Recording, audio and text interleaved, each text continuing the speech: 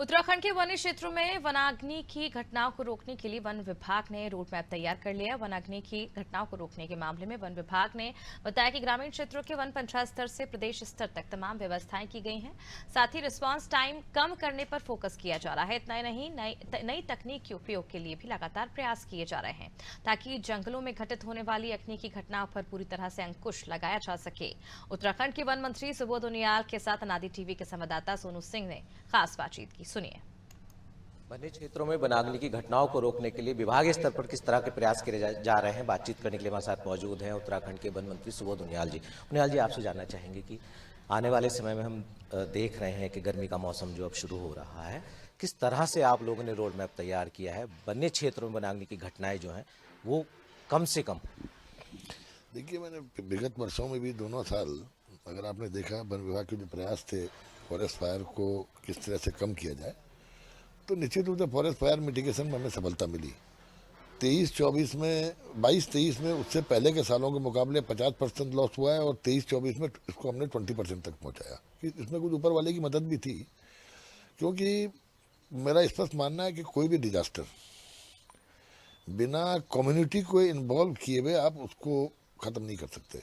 यही कारण था कि हमने राज्य में निर्णय लिया और ग्राम सभा स्तर पर ग्राम प्रधान की अध्यक्षता में फॉरेस्ट फायर मैनेजमेंट कमेटी बनाने का निर्णय लिया, जिसमें ग्राम सभा का प्रधान, उसमें महिला मंगल दल, युवक मंगल दल के अध्यक्षगण और रेवेन्यू डिपार्टमेंट और फॉरेस्ट डिपार्टमेंट के कर्मचारी, इनको शामिल किया गया।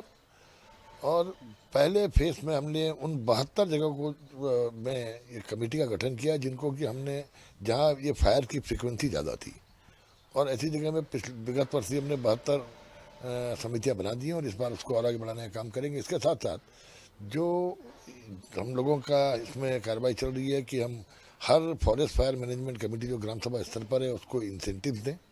इंसेंटिव्स देने के साथ साथ हम फॉरेस्ट फायर में जिस भी समिति का रोल बहुत अच्छा होगा, स्टेट लेवल पर हम उनको अवार्ड करने का भी निर्णय लिया है हम लोगों ने कि उनको अवार्ड किया जाएगा। इसके अलावा रेन वाटर हार्वेस्टिंग टैंक्स को बनाना ताकि मॉइस्चर लेवल बढ़ जाए, और मॉइस्चर लेवल बढ़ेगा तो आग की फैलने की गति कम रहेगी। इसके अलावा हम लोगों ने प्रोजेक्ट अभी भारत सरकार को सबमिट किया जिसमें नई टेक्नोलॉजी के इक्विपमेंट्स जो जिससे, क्योंकि आज फॉरेस्ट फायर में सबसे बड़ी प्रॉब्लम है रिस्पॉन्स टाइम। जितना हम रिस्पॉन्स टाइम को कम कर पाएंगे उतना हम जल्दी फॉरेस्ट फायर में कंट्रोल कर सकते हैं। इसीलिए कम्युनिटी, लोकल कम्युनिटी को इन्वॉल्व करने का हमने निर्णय लिया, क्योंकि हम पे टेक्नोलॉजी है कि हम पे बहुत जल्दी खबर आ जाती है कि फलाने जंगल पे आग लग गई, लेकिन जब तक हम डिप्लोर करते हैं अपने मैन पावर को तब तक वहाँ पहुँचते पहुँचते वो आग विकराल रूप ले लेती है।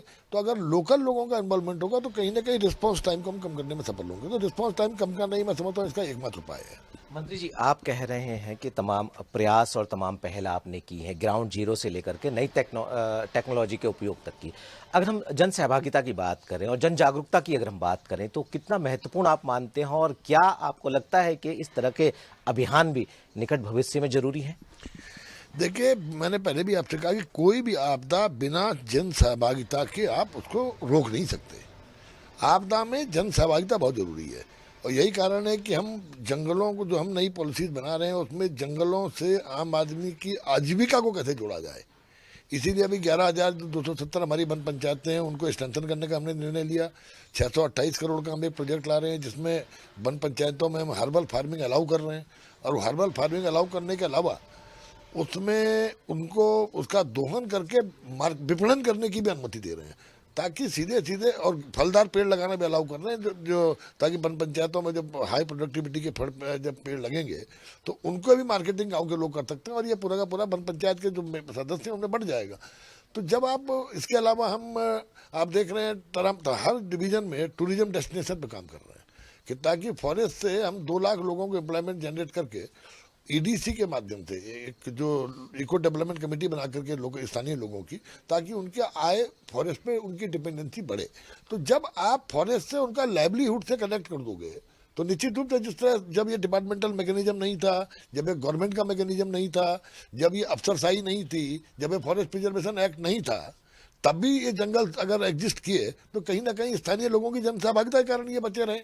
तो लेकिन 1980 में रिजर्वेशन एक्ट आने के बाद आपने देखा गांव के लोगों का कनेक्शन टूट गया जंगल से, और जब उनका जंगल से कनेक्शन टूट गया तो उन्होंने जंगल पर ध्यान देना बंद कर दिया।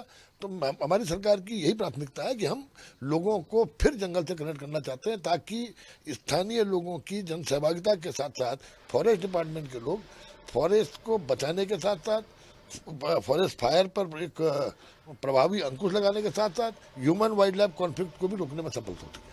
मंत्री जी, आप कह रहे हैं कि कनेक्टिविटी को आप पुनर्जीवित कर रहे हैं, खासतौर से ग्रामीण क्षेत्रों के लोगों को, और रोजगार से भी कहीं ना कहीं से जोड़ेंगे। अगर हम नौकरशाही की बात करें, अधिकारियों की बात करें, रिस्पांस टाइम का आपने अभी जिक्र किया, रिस्पांस टाइम बड़ा महत्वपूर्ण होता है खासतौर से इस तरह की डिजास्टर में। तो क्या अधिकारियों की भी जिम्मेदारी आप सुनिश्चित कर रहे हैं और उनको भी ये सख्त हिदायत दी जा रही है कि किसी भी तरह की कोई भी लापरवाही किसी भी स्तर पर आप सहन नहीं करने वाले, खासतौर से इस पीरियड के लिए? आपने 2 साल में देखा कि हमारी सरकार ने लगातार प्रयास, चाहे पोस्टिंग का सवाल हो, जब आप परफॉर्मेंस बेस्ड पोस्टिंग देंगे तो निश्चित रूप से मान लीजिए कि परफॉर्मेंस बेस्ड पोस्टिंग से अच्छा काम करने वाला और ज़्यादा उत्साही होता है, और जो काम करने में जिन लोगों का मन नहीं लगता वो कहीं ना कहीं डेमोलाइज होते हैं और वो अपने को सुधारने की कोशिश करते हैं। अभी आपने देखा कि हमने एक फॉरेस्ट अफसर को, IFS को सेवाएं समाप्त करने का निर्णय लिया है। अभी यूनियन पब्लिक सर्विस कमीशन पे गया हुआ है मामला, वहाँ से अप्रूवल आते ही उसकी सेवा समाप्त हो जाएगी। PCCM रैंक के अधिकारी को निलंबित किया, IFS को अरेस्ट करने का काम किया, 2-3 IFS सस्पेंड किए, PCCM सस्पेंड किया, 12 से ज़्यादा रेंजर सस्पेंड किए। तो ये केवल वर्क कल्चर को बनाने के लिए हम लोग कर रहे हैं कि ताकि वर्क कल्चर स्थापित हो। और मेरा स्पष्ट कहना है अपने विभाग में कि आपको पीपुल फ्रेंडली बनना पड़ेगा। जब forest officer, forest department people friendly बनेगा तो निसंदेह लोग फॉरेस्ट फ्रेंडली बनेंगे। मंत्री जी, अंत में चलते चलते उत्तराखंड के वन मंत्री सुबोध उनियाल प्रदेशवासियों को वन्य क्षेत्रों में लगने वाली जो वनाग्नि की घटनाएं हैं इनको रोकने के लिए क्या मैसेज देंगे, क्या कहेंगे, क्या अपील करेंगे? देखिए, अपील अखबारों के माध्यम से भी हमने की और मैं आपके चैनल के माध्यम से अपील करना चाहूँगा। आज सबसे बड़ा अवसर है मनुष्य का, पूरे दुनिया का, ये कोई एक हमारे देश का या हमारे राज्य का प्रश्न नहीं है, एक ग्लोबल इश्यू है, क्लाइमेट चेंज और जो वाटर लेवल का लगातार गिरना। अगर वनाग्नि की घटनाएं इस तरह होती रही तो निश्चित रूप से आने वाले समय में जो हमारी नेक्स्ट जनरेशन है उसका खुली हवा में सांस लेना दूभर हो जाएगा। तो इसलिए मानव जीवन के लिए आवश्यक है कि आप जंगलों को भी बचाओ, वनाग्नि को भी बचाने का काम करो, और इसीलिए कि आदमी जंगल के महत्व को समझे। आज आप देख रहे हैं कि कार्बन फाइनेंसिंग एक बहुत बड़ा इश्यू हो गया है।